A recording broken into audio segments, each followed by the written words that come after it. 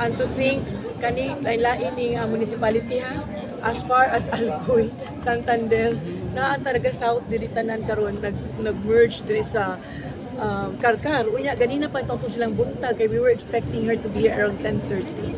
Yeah. Ma'am, although there was no hand raising and itabo ganiha, but the Vice President kept calling you governor, Yeah. ma'am. So, You know, can we say nga you are now officially endorsed by Sara Duterte as the candidate for governor sa ilang partido?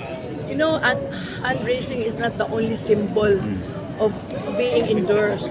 It's the fact na ni Anhi si Inday Sara, Karkar kalayuan ni Ianhi gyud ko niya, ug ianhi niya ang katawhan. So that alone is endorsement enough. Yeah. And he keeps referring to me, no, as governor, no?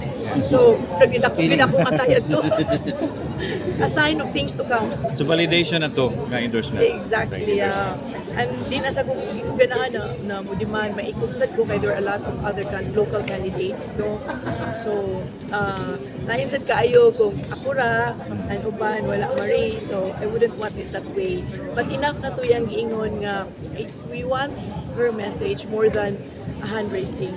Kaya ang iyang endorsement very meaningful. So nakita nato unsa nga kind of leader ang dapat piliin nato. So okay ra ko ato. What's next? After diri, will there be another political rally? Yeah, it's going to be a series of rallies, handshaking the next 2 weeks until the end of the campaign period. So this is kuan good, very satisfactory and very